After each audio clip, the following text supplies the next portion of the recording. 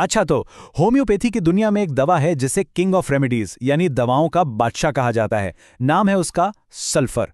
लेकिन क्या ये लक़ब, ये पहचान इसकी पूरी हकीकत है? आइए आज इसी दिलचस्प शख्सियत से पर्दा उठाते हैं। तो सवाल ये उठता है कि सल्फर की जो तस्वीर हम सबके जहनों में बनी हुई है, क्या वो पूरी कहानी है, या फिर इसके पीछे कोई बहुत ही पेचीदा और शायद तजादात से भरी शख्सियत छुपी है? तो चलें, इसकी गहराई में उतरने से पहले जरा इस क्लासिक इमेज की बात करते हैं। वो तस्वीर जो सल्फर का नाम सुनते ही फौरन से पहले जहन में आती है। जी हां, ये है वो किरदार, फटे हालों वाला फिलॉसफी। यानी एक ऐसा शख्स जो मगरूर है, सफाई सुथराई का ख्याल नहीं रखता, सुस्त और काहिल है, लेकिन साथ ही बहुत बड़ा दानिश्वर भी है, और ऐसा लगता है जैसे उसे अपने आसपास की दुनिया की कोई परवाह ही नहीं। लेकिन कहानी में असल ट्विस्ट तो अब आता है।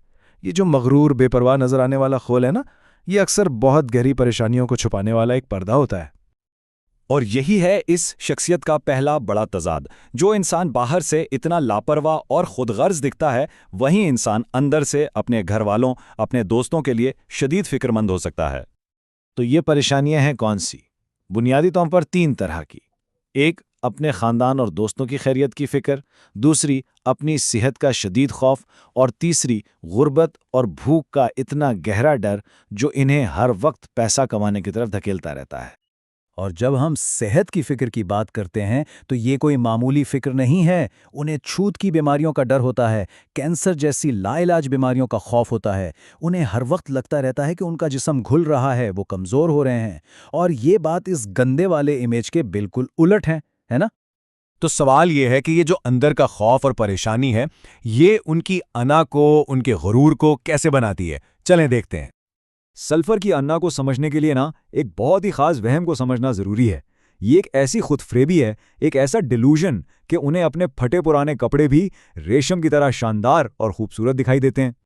देखें, ये सिर्फ गुरूर की बात नहीं है, ये उनका पक्का यकीन होता है कि वो कोई बहुत अजीम शख्सियत हैं, कि उनका इल्म दूसरों से कहीं ज्यादा है, और इसीलिए वो हर वक्त अपनी जहानत की तारीफ सुनना चाहते हैं। और यही आना फिर एक गहरी खुदगर्जी की शक्ल ले लेती है।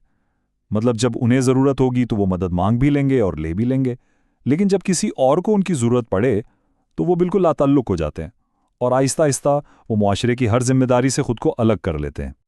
अच्छा, ये जो सारी जहनी और जज्बाती खींचातानी है, ये सिर्फ दिमाग में नहीं जलती, इसका असर उनके जिस्म पर भी बहुत वाज़ेह तौर पर नजर आता है। तो 4 खास जिस्मानी अलामतें हैं, इनको ज़रा ध्यान में रखें। पहली है शदीद खारिश, खासकर गर्मी से या नहाने के बाद ये बढ़ जाती है।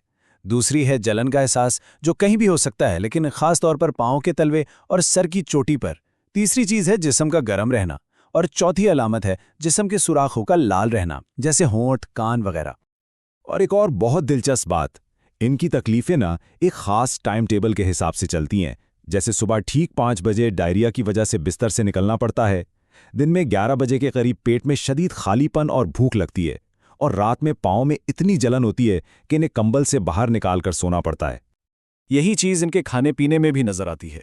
उन्हें मसालेदार चीज़ें, मीठा और अल्कोहल बहुत पसंद होता है, इसकी शदीद तलब होती है, लेकिन अंडों से उन्हें सख्त नफरत होती है। तो चलें अब इन सारे जहनी, जज्बाती और जिस्मानी पहलुओं को एक साथ जोड़ते हैं और देखते हैं कि सल्फर की मुकम्मल तस्वीर कैसी बनती है।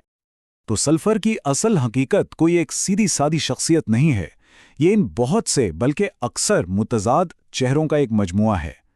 वो एक फटे हालों वाला फिलॉसफर है, वो एक फिक्रमंद इंसान है, वो एक खुदगर्ज अनापरस्त है, वो एक लाताल्लुक तन्हा शख्स है, वो जलन और खारिश में मुब्तला एक मरीज है, और वो इल्म का एक प्यासा भी है।